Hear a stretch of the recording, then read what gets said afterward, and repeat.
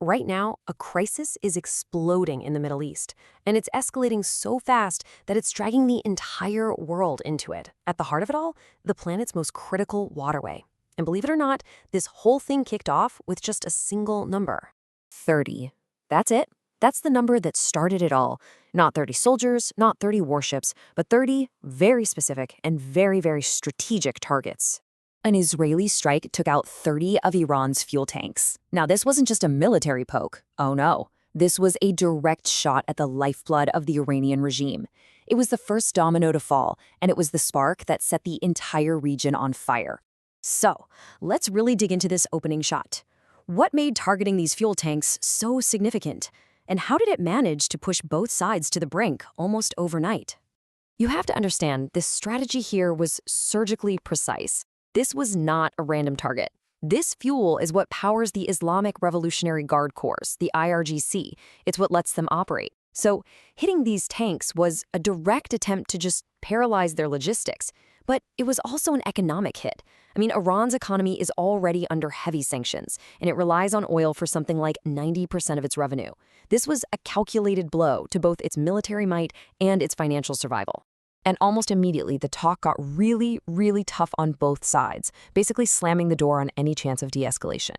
You had Donald Trump promising unprecedented force, while Iran's president made it crystal clear that surrender was just not going to happen.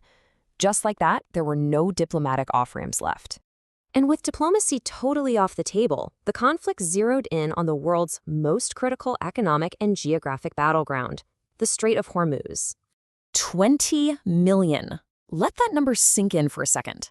Before this whole crisis blew up, that's how many barrels of oil passed through the Strait of Hormuz.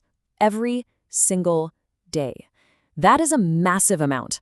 We're talking nearly a fifth of the entire world's daily oil consumption. And now, it's all stopped. After Iran attacked 10 different oil and gas tankers, the risk is just too high. Insurance companies are saying no way, and shipping lines refuse to go anywhere near it.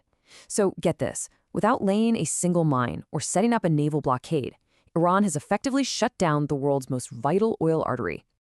The economic shockwaves, as you can imagine, were immediate, and they forced the region's biggest oil producers to take some pretty desperate measures. Countries like Kuwait almost right away had to declare something called force majeure. This is a legal term you start hearing when things get really, really bad. It's basically their way of telling our customers, look, we physically cannot get you your oil because of a catastrophe that is totally beyond our control. And this really highlights a critical strategic problem. Kuwait has had to slash its production because it's geographically trapped. It has no other way to get its oil to the world. The UAE, on the other hand, is a bit luckier. They can use their port at Fujairah, which is outside the strait. And Saudi Arabia? They're rerouting everything they can to Yanbu port on the Red Sea. But for Kuwait, the situation is just catastrophic. So here's the crucial point. You can't just flip a switch and turn these massive oil fields back on. An analyst for foreign policy used this fantastic analogy, saying it's like cooking pasta. If you turn off the heat halfway through, the dish is ruined. It's the same idea. Oil and gas fields operate under insane pressure and really complex conditions. Shutting one down can cause permanent damage, which makes restarting it incredibly difficult and wildly expensive. But while the entire world is watching oil prices, a completely different and, frankly, unexpected factor is now calling the shots on the timeline for this entire war. So the real question becomes, what determines how long this whole thing can actually last? Is it barrels of oil? Is it the number of soldiers on the ground? Well, the answer is neither. The real ticking clock here isn't boots on the ground. It's the global supply of super complex defensive missiles. The entire timeline for this war is literally being dictated by circuit boards and advanced electronics. And here's why that is. These defensive systems, things like the THAAD and Patriot missiles, they're incredibly complex to make, so they aren't stockpiled in huge numbers. Militaries have always focused on building up massive reserves of offensive weapons. But these defensive interceptors, they're a whole different animal. They're expensive, they're hard to build, and they have a shelf life. Nobody was prepared for a fight where defense, not offense, would be the thing that runs out first. And just to put this into perspective for you, a single THAAD interceptor missile, just one, costs $15 million. Now, imagine you have to fire multiple interceptors just to take down one incoming missile.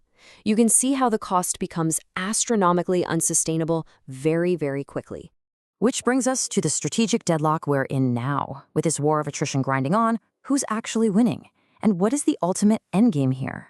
Well, Donald Trump's strategy appears to have only one gear: forward.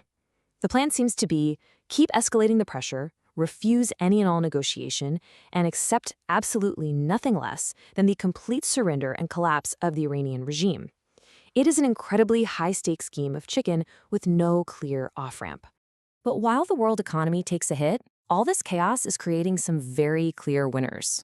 European energy companies are cashing in on the volatility. Defense contractors are seeing a huge surge in demand. And of course, investors are flocking to gold. But there's one winner in particular that stands out from the rest. And that winner is Russia. Think about it. The sky-high oil prices are pouring money directly into their government, funding their ongoing war in Ukraine. And at the exact same time, their biggest adversaries in the West are completely distracted by the Middle East conflict and are being weakened by the very same energy crisis that Russia is profiting from. For the Kremlin, it's a perfect storm. So this leaves us stuck in a really dangerous deadlock. We've got a U.S. strategy that has no exit, an Iranian regime that vows it will never surrender, and a global economy teetering on the edge. Which brings us to the final critical question. How long can the world afford a war where the only winners are the ones who thrive on chaos?